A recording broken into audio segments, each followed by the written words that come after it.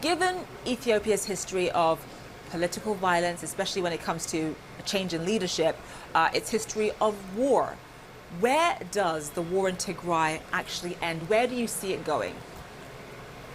Thank you for having me. It's very difficult to see where the war in Tigray ends, although everyone is looking forward to the end of this terrible, horrific war. From the perspective of Tigray, the war will stop only when Eritrean forces, Ethiopian National Defense Forces, and Amara militia, all whom they call invaders, will leave the territory of Tigray. From the perspective of Ethiopian government, this war will stop only when it's made sure that TPLF is not only dead, but also buried. But the perspective of Addis Ababa, from the news coming out of Tigray, has now become to mean also attacking every nationalist Tigrayan who is self-assertive about their own country. So it's very difficult to see the end, but when you look towards the deeper Ethiopia's political conflict at the moment, it's very easier to end the war in Tigray and everywhere in Ethiopia when Abiy Ahmed is removed from power. Okay, so you're saying it's going to take something as serious as that, as Abiy Ahmed being removed from power. In terms of Abiy's end goal in Tigray, though, I understand that he has had long-standing grievances with the TPLF, but the focus, though, has been quite significantly on innocent civilians, on rape being used as a weapon of war, of children dying. There are reports that children were killed during this airstrike that happened at a marketplace in Tigray. So just what is his strategy there? Why has he been targeting deliberately, apparently, based on eyewitnesses and CNN reports, civilians as well? Since the beginning of the war, civilians have been clearly targeted in Tigray. The reason is that it's very difficult, even in the words of Abiy Ahmed himself, it's very difficult to defeat TPLF as long as the Tigrayan population are living in peace and in harmony with other parts of Ethiopia. So the only method Abiy and his allies, including Eritrea, believed to have to have got TPLF defeated is to terrorize civilians in Tigray, to kill everybody they wanted to kill in order to humiliate and make them submit into the authoritarian singular state dictatorship from Addis Ababa, which is very unlikely to be achieved. So why is Prime Minister Abiy why is he so willing and ready to jeopardize this relationship with the United States, with the international community, in order to finish this war?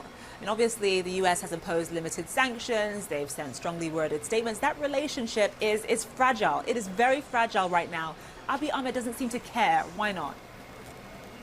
When you look very closely at what is happening in Ethiopia today, it comes to a question if the ruling party or the prime minister himself has even a little understanding of the political problems in the country.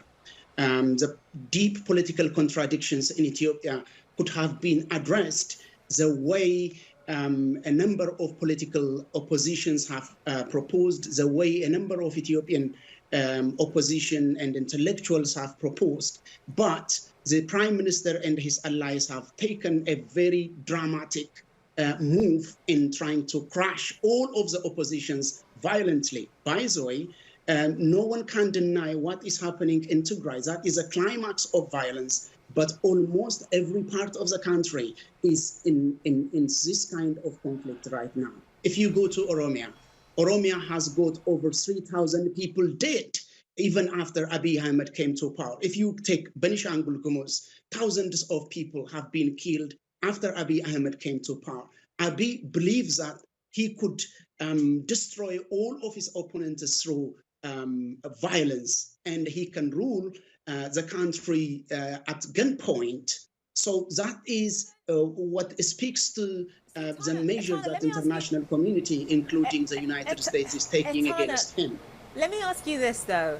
Given the history of violence, given that transition of power in Ethiopia is synonymous with brutality, with violence, with the barrel of a gun, what sort of reforms are needed? Because the country is clearly very divided along political lines, also along ethnic lines as well. What sort of reforms are needed to make sure that this cycle, this perpetual cycle of violence we see in Ethiopia every few years comes to an end? The type of reform needed for Ethiopia have been very clear since 2018. That the type of reforms that Ethiopian peoples, the majority of Ethiopian peoples and nations want to see is a consolidation of the existing multinational federal state so that they will have more autonomy in governing their own region, not less. But Abiy wanted to reverse the existing multinational federal state arrangement. So the type of reforms the Ethiopian peoples needed is a consolidation of the existing multinational federal state, although there are some weaknesses in it. Etana,